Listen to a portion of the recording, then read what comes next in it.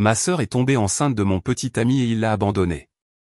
Mais au lieu de m'aider, mes parents m'ont envoyé une facture intitulée « Ta responsabilité financière » de plus de 20 000 $. Alors je leur ai envoyé ma propre facture. Je m'appelle Clara. J'ai 32 ans et ma vie a été détruite puis reconstruite à cause d'un seul fichier PDF. C'était une facture envoyée par ma propre mère me demandant de payer plus de 20 000 $ pour le bébé que ma sœur attendait de mon ex-petit ami.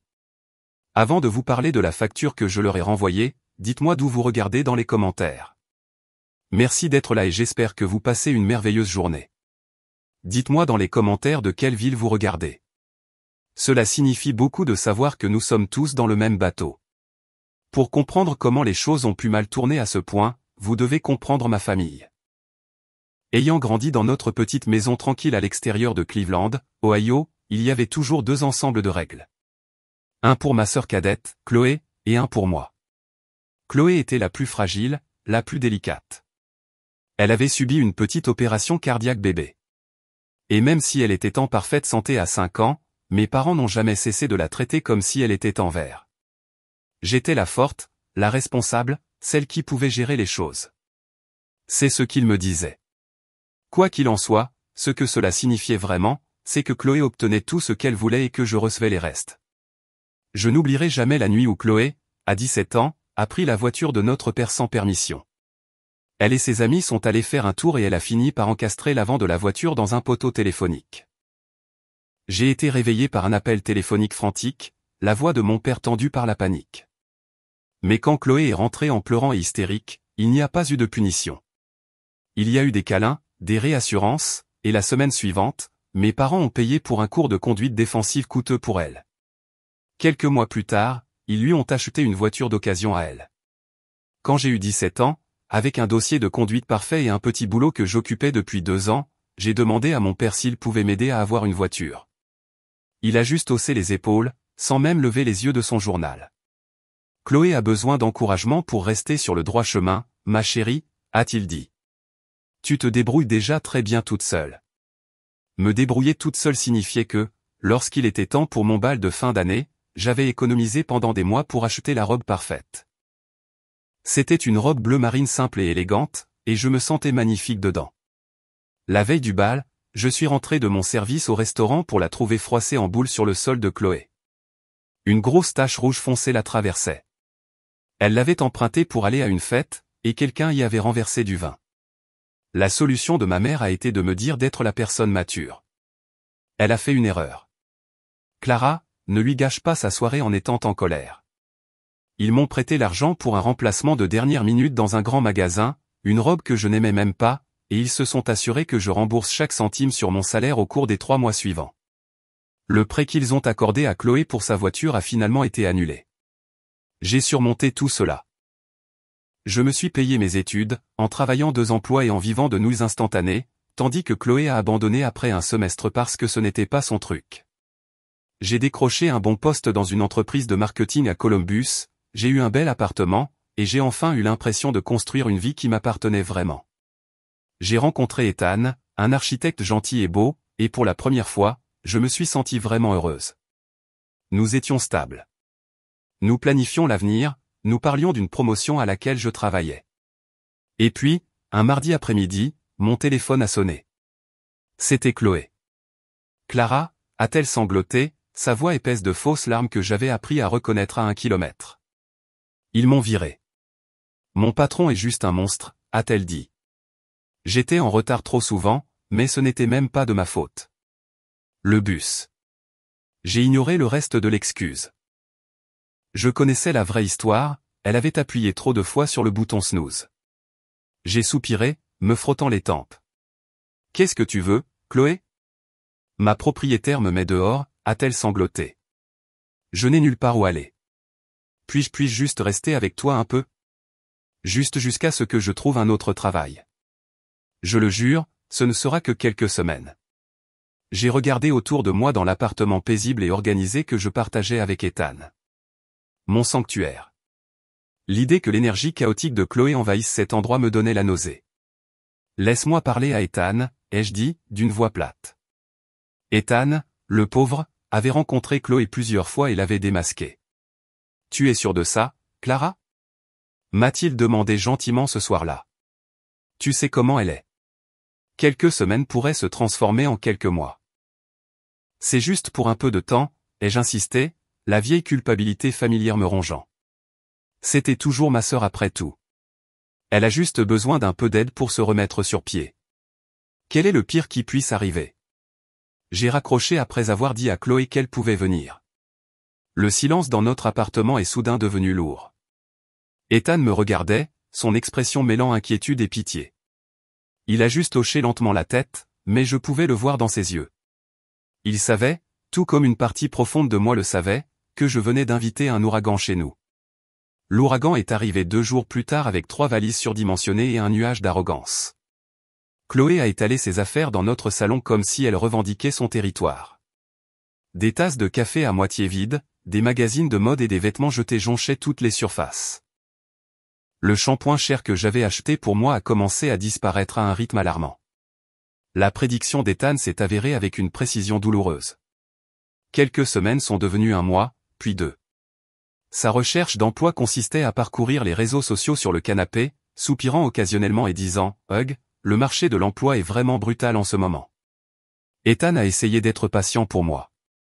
Mais j'ai vu la tension dans sa mâchoire quand il rentrait d'une longue journée au bureau pour trouver Chloé regardant la télé-réalité en pyjama à 16h. J'ai vu comment il se retirait dans son bureau, la porte se fermant avec un clic doux mais ferme. La paix dans notre maison avait été remplacée par une irritation constante de bas niveau. J'ai continué à trouver des excuses pour elle. Elle traverse juste une période difficile, disais-je à Ethan. Elle va se ressaisir. Mais même moi, je commençais à perdre foi en mes propres mots. Le jour où ma vie s'est effondrée a commencé comme n'importe quel autre. J'avais une grosse réunion client prévue à 14h, une présentation sur laquelle je travaillais depuis des semaines. Mais vers midi, l'aura familière et redoutée d'une migraine a commencé à s'installer. Vision floue, une vague de nausées. J'ai essayé de tenir bon, mais à 13h, la douleur était aveuglante.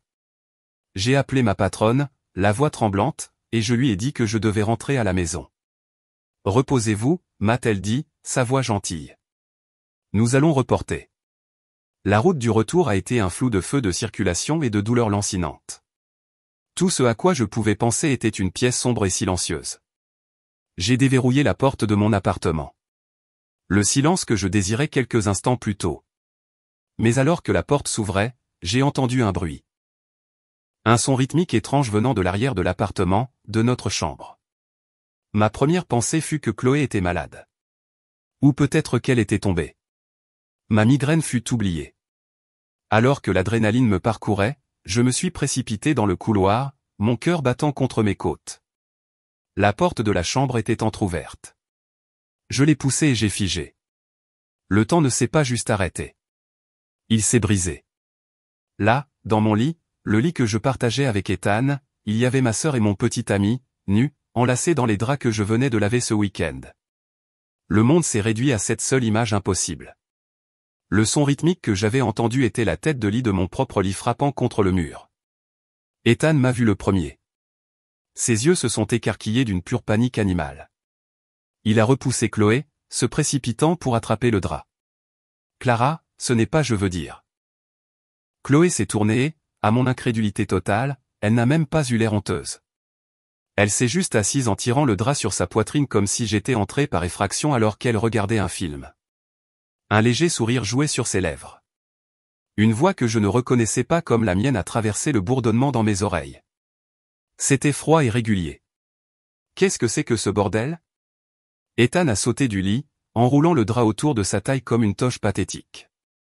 Bébé, je suis tellement désolé. C'est juste arrivé. J'ai répété les mots qui avaient le goût du poison. Il t'est juste arrivé de tomber au lit avec ma sœur dans notre lit. Chloé a levé les yeux au ciel. Ce geste dédaigneux et arrogant qu'elle utilisait sur moi toute ma vie. Oh, allez, Clara. Ne sois pas si dramatique. La cruauté désinvolte dans sa voix a fait craquer quelque chose en moi. 2 ans avec Ethan.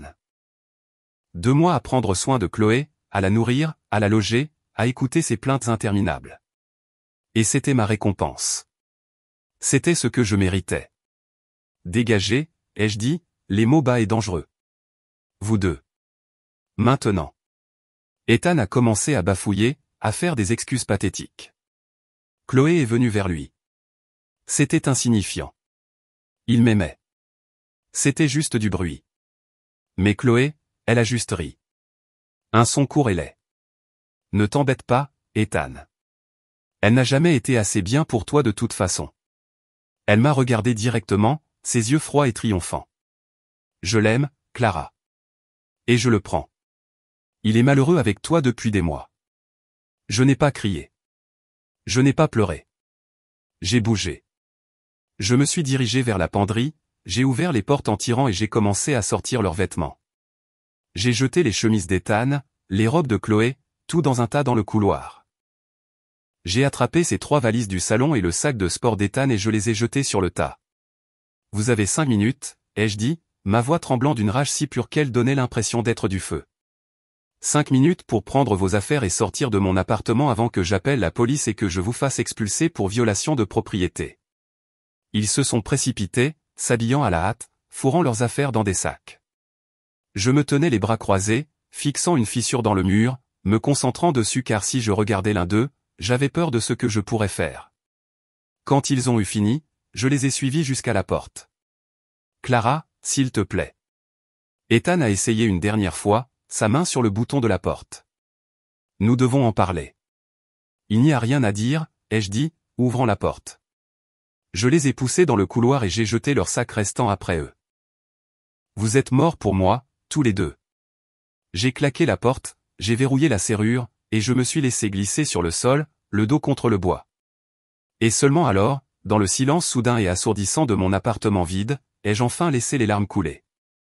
J'ai passé le reste de la nuit dans une torpeur, supprimant le flot de messages d'Ethan sans les lire. L'appartement semblait contaminé. J'ai déshabillé le lit, jetant les draps et la couette dans un sac poubelle. Je ne pouvais pas supporter de les regarder. Plus tard, assise nimbement sur le canapé, mon regard est tombé sur ma boîte à bijoux sur la commode. Quelque chose n'allait pas. Je me suis approché et je l'ai ouverte. Mon cœur s'est arrêté pour la 2e fois ce jour-là. Il avait disparu. Le délicat collier ancien en diamant que ma grand-mère m'avait laissé. C'était le seul morceau d'elle que j'avais encore. Le seul véritable héritage que j'ai jamais reçu. Il était toujours dans sa boîte de velours, juste au centre. Maintenant, la boîte était vide. Et j'ai su avec une certitude qui me donnait la nausée qu'il avait pris. Le bourdonnement de mon téléphone a finalement traversé le brouillard de mon chagrin vers 21h ce soir-là. C'était ma mère. Une partie de moi, une petite partie stupide et pleine d'espoir, pensait qu'elle appelait pour prendre de mes nouvelles. Peut-être que Chloé l'avait appelé, avait avoué, et que ma mère appelait pour offrir du réconfort. J'avais tellement tort. Bonjour, ai-je répondu, ma voix écorchée par les pleurs. Qu'est-ce qui ne va pas chez toi, bon sang? Sa voix était une accusation stridente, si forte que j'ai dû éloigner le téléphone de mon oreille. Pas de salutation, pas de préambule, juste une rage pure et diluée. J'étais stupéfaite. Excusez-moi. Comment osez-vous jeter votre sœur dehors comme ça? Elle m'a appelé, Clara, hystérique. Elle n'a nulle part où aller, pas d'argent, tout ça à cause de toi. L'injustice était comme un coup physique. Je ne pouvais pas respirer. Maman, tu as la moindre idée de ce qui s'est passé? T'a-t-elle dit ce qu'elle a fait? Elle m'a dit que vous aviez eu une petite dispute. Une petite dispute? J'ai ri. Un son brisé et amer. Elle couchait avec Ethan. Maman. Je suis rentré et je les ai trouvés dans mon lit. Mon lit? Il y a eu une pause à l'autre bout du fil. J'ai attendu le choc, la colère en mon nom, la protection maternelle que j'avais réclamée toute ma vie. Au lieu de cela, j'ai eu un soupir d'exaspération. Eh bien, ces choses arrivent, Clara. J'étais sûr de l'avoir mal entendu. Quoi? Qu'est-ce que tu viens de dire? J'ai dit que ces choses arrivent. Les gens font des erreurs. C'est ta sœur, bon sang. Elle est amoureuse de lui. Tu devrais être heureuse pour elle. Heureuse pour elle. Les mots ont résonné dans le vide de ma poitrine. Mon monde, déjà brisé, était maintenant broyé en poussière. Heureuse? Tu es sérieuse? Elle m'a trahi de la pire façon possible avec l'homme avec qui je planifiais ma vie. Et tu veux que je sois heureuse? Tu es égoïste, a-t-elle rétorqué, sa voix devenant froide. Écoute-moi. Tu as un bon travail. Tu as un bon salaire. Tu peux trouver un autre petit ami, un autre appartement. Pourquoi ne pas laisser Chloé et Ethan avoir ta place? Ils ne font que commencer. Ils en ont plus besoin que toi. La suggestion était si monstrueuse, si complètement déconnectée de la réalité que je me demandais si j'hallucinais à cause de la douleur de ma migraine. Laisse-moi comprendre, ai-je dit, ma voix dangereusement calme. Tu veux que je fasse mes valises, que je quitte ma maison et que je la leur donne à ma sœur et à l'homme qu'elle m'a volé? Es-tu folle? N'ose pas me parler sur ce ton. Je suis ta mère. Tu as toujours été jalouse de ta sœur. Toujours aussi compétitive. Il est temps que tu grandisses et que tu fasses la bonne chose pour ta famille pour une fois. La bonne chose, ai-je rétorqué, la dernière menace à ma composure se brisant. Comme ce que Chloé a fait ou ce que tu fais en ce moment, en la défendant. C'est incroyable. Tu es impossible, a-t-elle crié. Je t'ai élevé mieux que ça. Non, tu ne l'as pas fait, ai-je dit, la vérité de cela frappant avec la force d'un coup physique. Tu as élevé Chloé pour qu'elle croie qu'elle peut prendre tout ce qu'elle veut sans conséquence. Et tu m'as élevé pour que je reste et la laisse faire. Eh bien, j'en ai fini. J'en ai fini avec vous tous. Et puis je me suis souvenu de la boîte en velours vide. Et une autre chose, ai-je dit, ma voix tombant dans un murmure glacial. Elle n'a pas seulement volé mon petit ami. Elle a volé le collier de mamie, le collier en diamant. Il a disparu. Ceci je pensais que ce serait la chose qu'elle ne pourrait pas défendre. Un morceau de l'histoire familiale et de l'héritage de sa propre mère. Le silence à l'autre bout était différent cette fois. Ce n'était pas de l'exaspération. C'était du calcul. Oh, Clara, ne sois pas si dramatique, a-t-elle finalement dit, sa voix dégoulinant de condescendance. Je suis sûr qu'elle l'a juste emprunté. Elle voulait peut-être porter quelque chose de joli pour Ethan. Tu sais comment tu es. Tu thésaurises tes belles choses. Tu as toujours été égoïste, à te cramponner à ce collier. Tu dois apprendre à partager avec ta sœur. C'était ça. C'était le moment où le dernier morceau d'amour que j'avais pour elle est mort. Ce n'était pas une mort flamboyante. C'était une extinction calme et froide. Elle ne défendait pas seulement son enfant préféré. Elle défendait un voleur. Elle m'appelait égoïste pour avoir voulu garder la seule chose précieuse que j'avais de la grand-mère qui m'aimait vraiment. Je ne ressentais rien. Juste un calme vaste et vide. Au revoir, maman. Ai-je dit, Clara, ne raccroche pas. Tu vas m'écouter. J'ai appuyé sur le bouton rouge de mon écran, mettant fin à l'appel. Puis, avec des doigts délibérément studieux, je suis allé dans mes contacts. J'ai trouvé son nom. J'ai bloqué son numéro. J'ai bloqué le numéro de mon père. J'ai bloqué le numéro de Chloé. Je suis allé sur les réseaux sociaux et je les ai tous bloqués.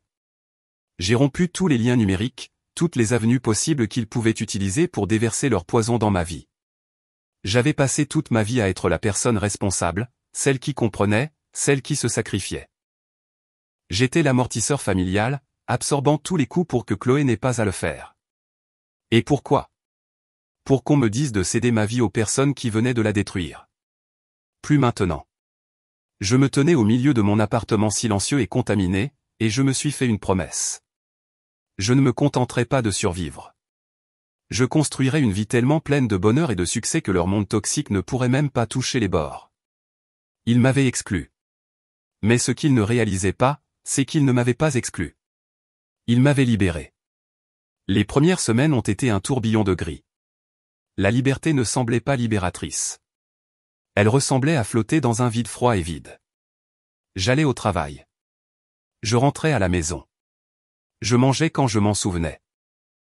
Le sommeil était une bataille que je gagnais rarement, et quand je le faisais, il était rempli de cauchemars où je les surprenais encore et encore. Mon appartement, mon sanctuaire, ressemblait maintenant à une scène de crime. Chaque coin recelait un souvenir que je voulais effacer. Mon travail, qui avait toujours été mon refuge, est devenu une autre source d'anxiété. La promotion vers laquelle je travaillais semblait être un rêve lointain d'une autre vie. Je m'asseyais dans les réunions en regardant des feuilles de calcul et les chiffres nageaient devant mes yeux. Ma concentration était brisée. J'ai manqué une échéance pour la première fois de ma carrière. Puis j'en ai manqué une autre. Ma patronne, Madame Davis, était une femme d'environ 60 ans avec des yeux perçants qui ne rataient rien. Elle m'a convoqué dans son bureau un après-midi. Je suis entré en m'attendant à être viré, le ventre noué. Elle a fait signe à la chaise devant son bureau. Fermez la porte, Clara. Je me suis assise, les mains serrées sur mes genoux. Elle n'a pas perdu de temps. Votre travail a été médiocre depuis un mois. Vous êtes distraite. Vous faites des erreurs. Ce n'est pas vous. Que se passe-t-il? J'ai ouvert la bouche pour donner une vague excuse, mais en regardant son visage sévère mais pas désagréable, la vérité a fini par jaillir. Pas tout, mais assez. Je traverse une situation personnelle très difficile. Une rupture difficile, une crise familiale. Elle a écouté sans interruption, son expression illisible. Quand j'ai fini, elle s'est penchée en avant. Clara, je suis désolé pour ce que vous traversez. Mais c'est une entreprise. Je ne peux pas vous laisser tomber. Votre salaire dépend de votre performance. Elle a marqué une pause, laissant les mots s'imprégner. J'ai une nouvelle campagne pour le compte Miller. C'est une opportunité énorme. J'allais la donner à Marc, mais je vais vous la donner. C'est votre seule chance de vous remettre dans le bain. Ne me faites pas regretter. Ce n'était pas de la sympathie. C'était une bouée de sauvetage, un défi, et c'était exactement ce dont j'avais besoin. Ce soir-là, mon ami d'université Liam m'a appelé. Nous étions restés en contact au fil des ans, une amitié d'études facile. C'était un graphiste, intelligent et drôle, avec une présence apaisante. Il n'avait jamais aimé Ethan, le trouvant trop soigné.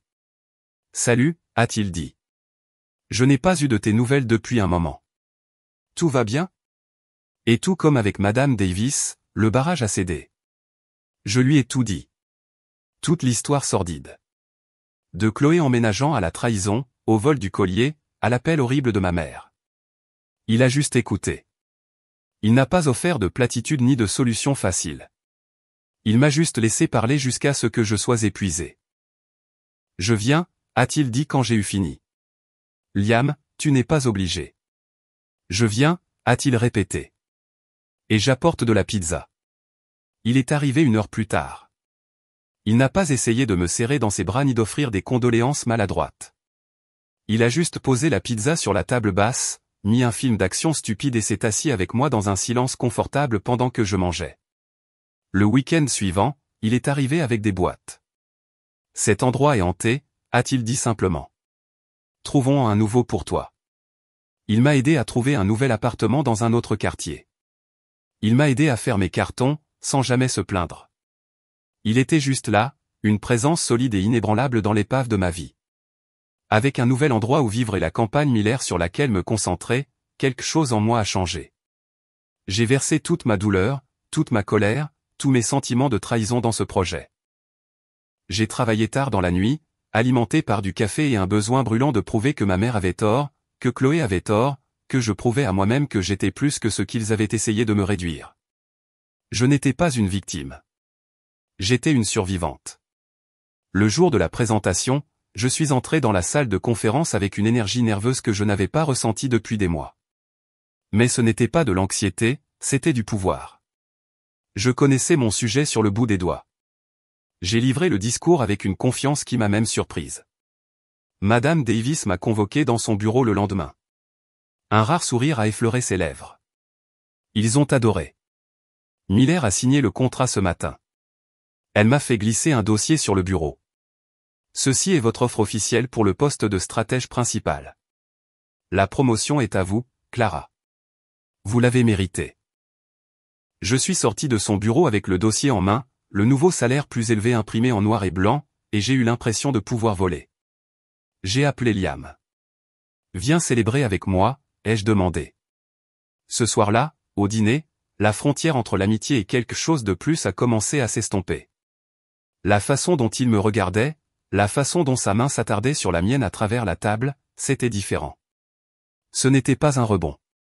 C'était une lente combustion, une connexion qui se construisait depuis des années, attendant le bon moment. Notre relation s'est développée organiquement sans le drame et l'intensité que j'avais avec Ethan. Elle était construite sur une base de respect et d'affection sincère. Quelques mois plus tard, il m'a emmené rencontrer ses parents.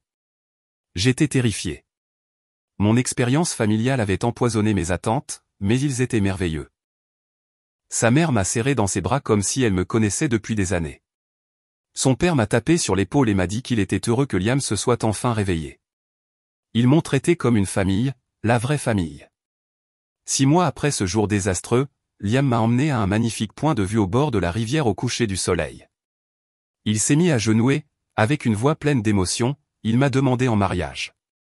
J'ai dit oui sans la moindre hésitation. Pour la première fois de ma vie, je me suis senti complètement, inconditionnellement aimé. J'étais enfin chez moi. Les mois qui ont suivi notre fiançailles ont été un joyeux tourbillon de préparatifs de mariage. La mère de Liam, Janet, a été une aubaine, plongeant dans les préparatifs avec un enthousiasme à la fois touchant et un peu écrasant. Nous regardions des lieux, goûtions des gâteaux, et pour la première fois, je me laissais rêver d'un avenir non pas terni par le passé. J'avais une nouvelle vie, une nouvelle famille, une nouvelle maison. Je pensais m'être enfin échappé. Puis, un soir, mon téléphone a sonné. C'était un numéro inconnu, mais quelque chose m'a fait répondre. Clara. La voix était tendue, serrée, avec une fausse urgence que je connaissais trop bien. C'était ma mère. Mon sang s'est glacé. Je ne lui avais pas parlé depuis presque 1 an. Qu'est-ce que tu veux? Ai-je dit, ma voix plate. Tu dois rentrer à la maison tout de suite. C'est une urgence, une question de vie ou de mort. Mon estomac s'est noué. Malgré tout, c'étaient toujours mes parents. Papa va bien? Es-tu malade? Viens juste, s'il te plaît, a-t-elle plaidé, sa voix se brisant. Dès que tu peux. Elle a raccroché avant que je puisse demander plus. Mon esprit s'est emballé avec de terribles possibilités. Un accident de voiture, une crise cardiaque. Je me suis tourné vers Liam, mon visage pâle. Je dois aller chez mes parents. Maman dit que c'est une urgence. Il a froncé les sourcils, ses yeux pleins d'inquiétude. Tu veux que je vienne avec toi? Non, ai-je dit, secouant la tête. Je vais bien. Je dois faire ça moi-même. Le trajet de 30 minutes jusqu'à ma maison d'enfance a semblé une éternité. Chaque kilomètre apportait une nouvelle vague d'anxiété. Et si papa était en train de mourir? Et si j'étais tellement absorbé par mon propre bonheur que j'avais manqué les signes?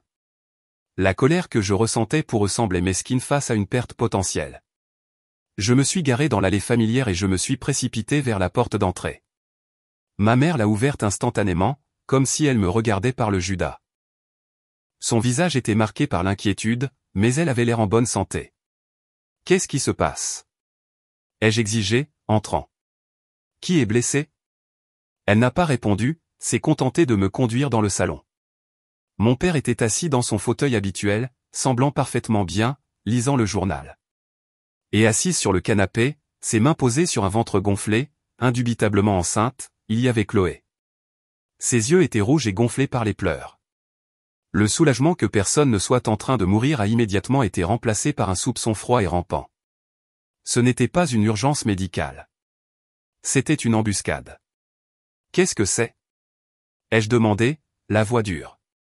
Je suis resté debout, les bras croisés sur ma poitrine. Un mur entre moi et eux. Ma mère a fait un geste dramatique vers Chloé. Ta sœur a besoin de toi. Chloé renifla, enfilant la performance parfaite de la victime tragique. Ethan m'a quitté, murmura-t-elle. J'ai attendu. Cela ne pouvait pas être ça. Ce ne pouvait pas être l'urgence de vie ou de mort. Et j'ai incité. C'est tout, a dit ma mère gravement. Il est parti. A déménagé en Arizona. Il refuse de l'épouser ou d'avoir quoi que ce soit à faire avec le bébé. Elle veut qu'elle prenne un avocat spécialisé en garde d'enfants si elle veut un sou. J'ai regardé du visage en larmes de Chloé aux expressions inquiètes de mes parents. 1 an de paix, brisé en un instant. J'ai haussé les épaules. D'accord. Et qu'est-ce que cela a à voir avec moi? Mes parents ont échangé un regard, une communication silencieuse et pratiquée. Puis ma mère a pris une profonde inspiration. Eh bien, Clara, a-t-elle dit, sa voix pleine de fausse sympathie. C'est en quelque sorte ta faute. La déclaration était si profondément absurde que j'ai ri à voix haute. Ce n'était pas un rire heureux. Ma faute? Comment dans n'importe quelle version de la réalité est-ce ma faute que ma sœur soit tombée enceinte de mon ex-petite amie? Tu aurais dû la prévenir.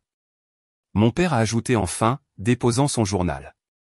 Tu savais quel genre d'homme était Ethan. Tu étais avec lui pendant 2 ans. Tu savais qu'il n'était pas fiable.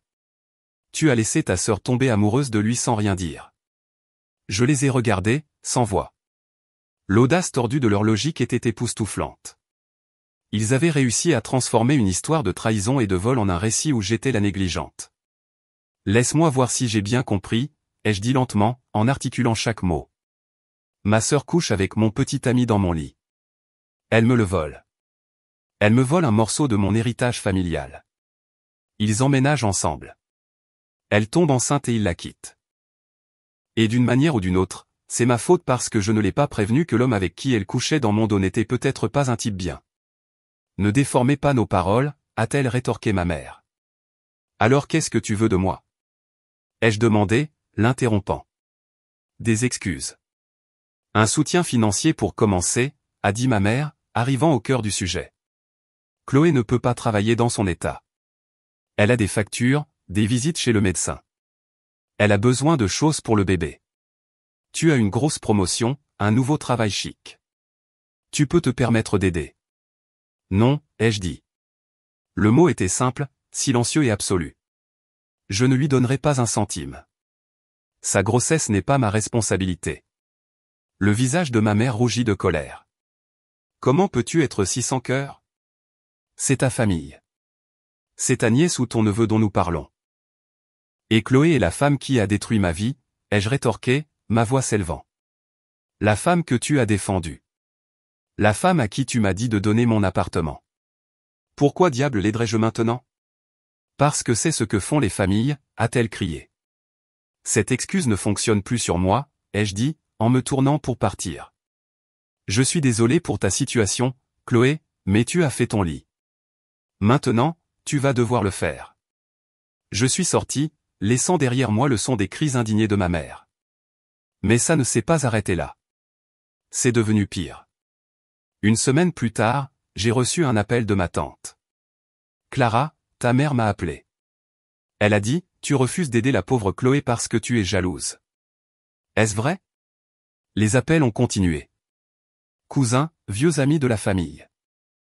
Mes parents faisaient une campagne de dénigrement à grande échelle, me dépeignant comme un monstre cruel et vindicatif qui avait abandonné sa sœur enceinte dans son heure de besoin. Puis ils ont franchi une ligne que je n'aurais jamais cru qu'ils oseraient franchir. J'ai été convoqué à une réunion avec Madame Davis et le responsable des ressources humaines. Mon cœur battait dans ma poitrine. Clara, a commencé le responsable des RH, son visage sévère. Nous avons reçu un appel ce matin d'une femme s'identifiant comme votre mère. Il a marqué une pause, regardant ses notes. Elle a fait des allégations très sérieuses. Elle a prétendu que vous aviez des antécédents d'instabilité mentale et que vous détourniez de l'argent de votre famille depuis des années pour financer votre style de vie somptueux. Point.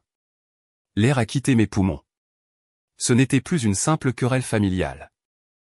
C'était une attaque contre ma carrière, mon gagne-pain, la vie que j'avais tant lutté pour construire. Ils essayaient de tout brûler.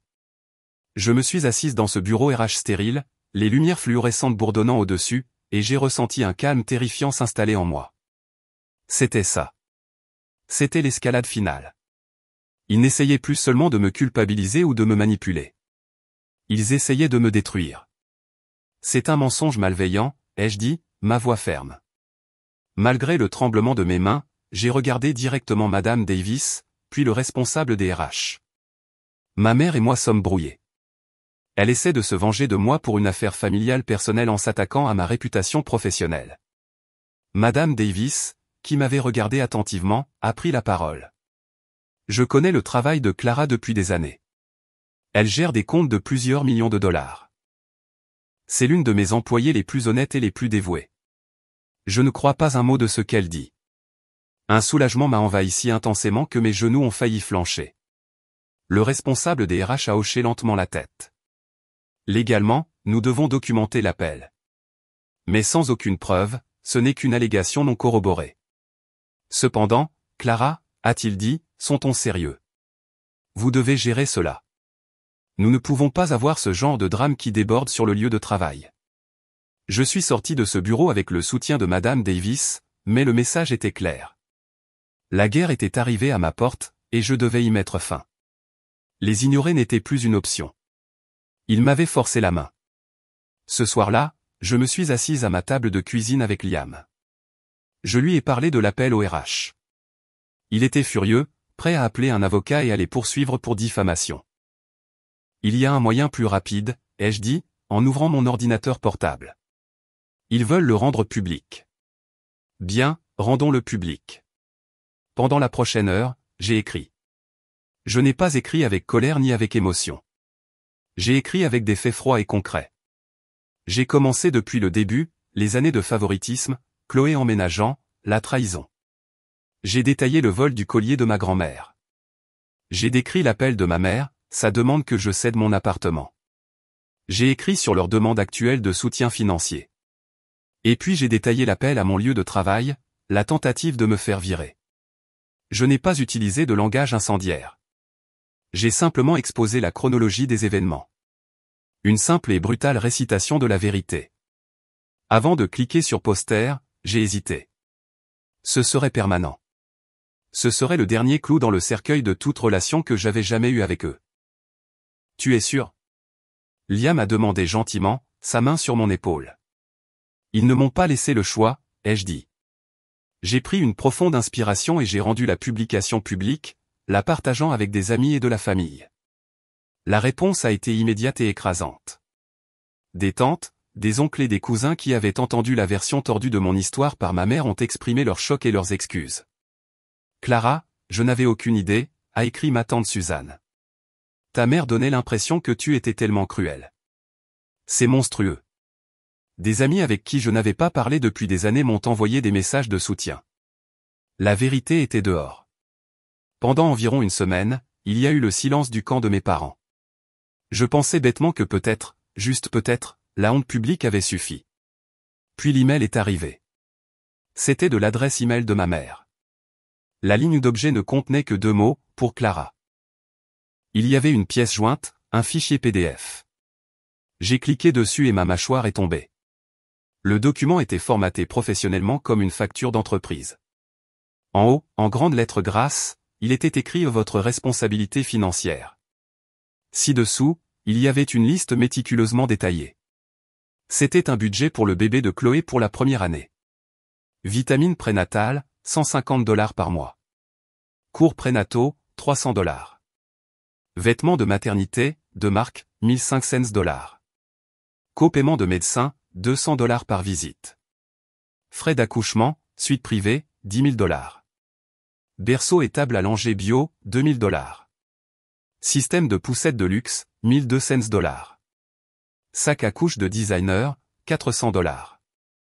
Couche et lingette bio, $150 par mois. Formule européenne importée, $200 par mois. La liste continuait encore et encore, page après page de dépenses extravagantes absurdes. Au bas de la dernière page, le total général était indiqué en gras rouge, $21 850.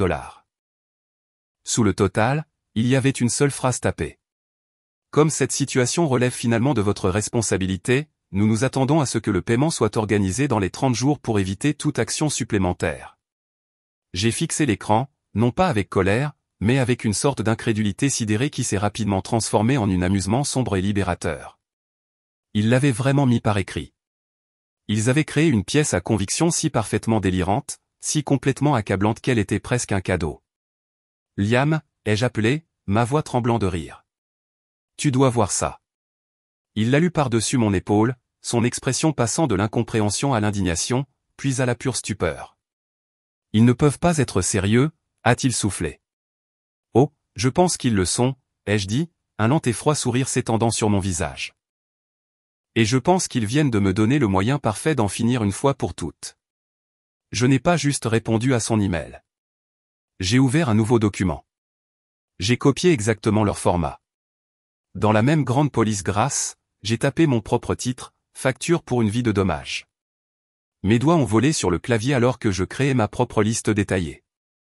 Détresse émotionnelle et dommages psychologiques. Plus de 20 ans de favoritisme et de négligence documentée. J'ai recherché le coût moyen d'une thérapie à long terme, 15 000 $. Vol de biens personnels, un collier ancien en diamant. Valeur déterminée par une évaluation officielle d'un article similaire des registres d'héritage de ma grand-mère, 5 000 $. Destruction de biens personnels, une robe de bal de fin d'année, 1998. J'ai même ajusté pour l'inflation, 350 $. Diffamation tentée et ingérence dans le contrat, rapport malveillant et faux à l'employeur, entraînant une perte potentielle de salaire et de statut professionnel. J'ai calculé la valeur d'un mois de salaire, 7 500 $. J'ai additionné le tout. Le grand total s'élevait à 27 850 $.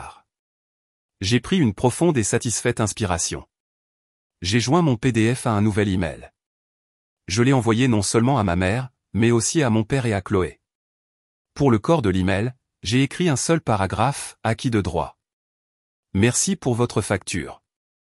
Je l'ai examiné, dans l'esprit de régler toutes les dettes familiales en suspens, j'ai joint la mienne pour votre considération. Comme vous pouvez le constater, après déduction des 21 850 $ que vous pensez que je vous dois, vous avez toujours un solde impayé de 605 $ payable à moi. Veuillez ne pas me contacter à nouveau avant que vous ne soyez prêt à régler ce compte dans son intégralité. Toute communication ultérieure, y compris, mais sans illimité, les emails, les appels téléphoniques ou les tentatives de diffamation à mon employeur, sera transmise directement à mon avocat. Sincèrement, Clara. J'ai appuyé sur envoyer.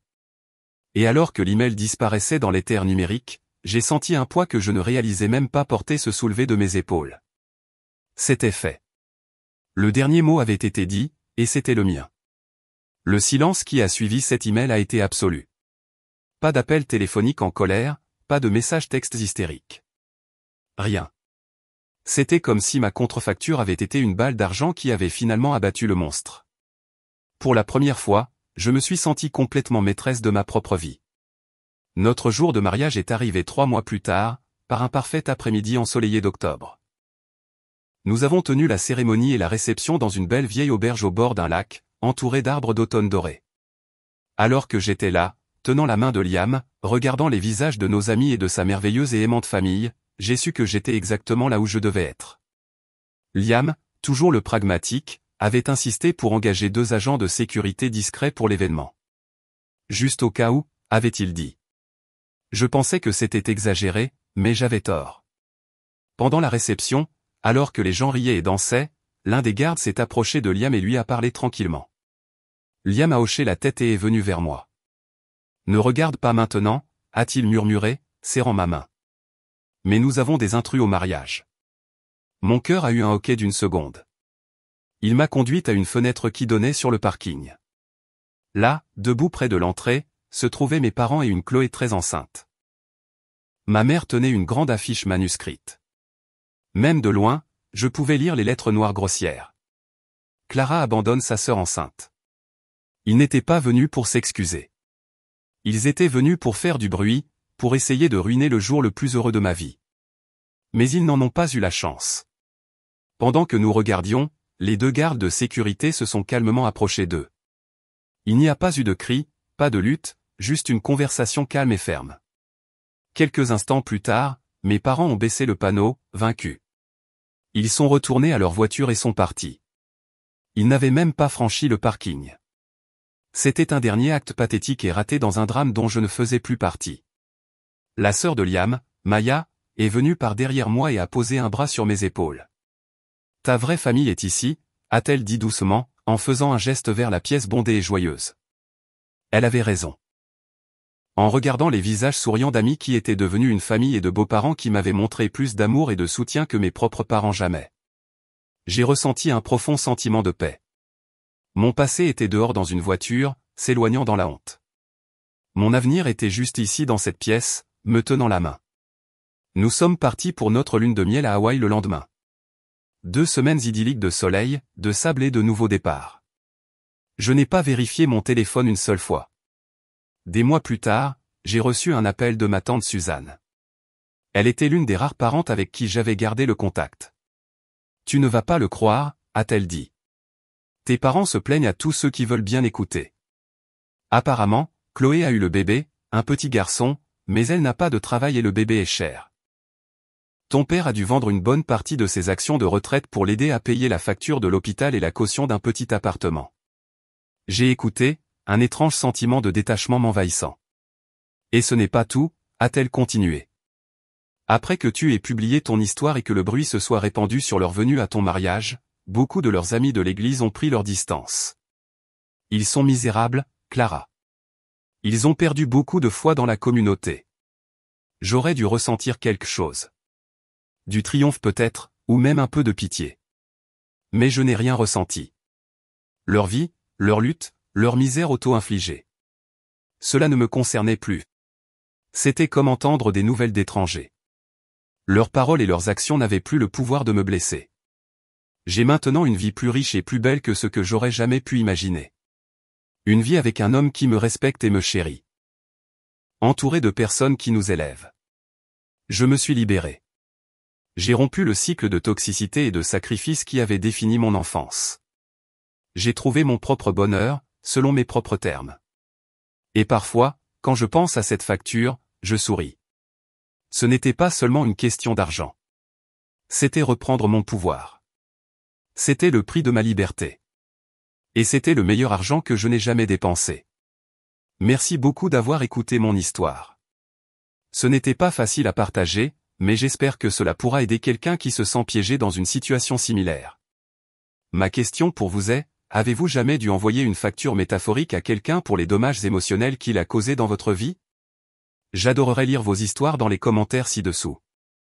Et si vous avez trouvé mon histoire utile, s'il vous plaît, aimez cette vidéo et abonnez-vous pour en savoir plus. Cela aide vraiment la chaîne. Merci encore d'être là.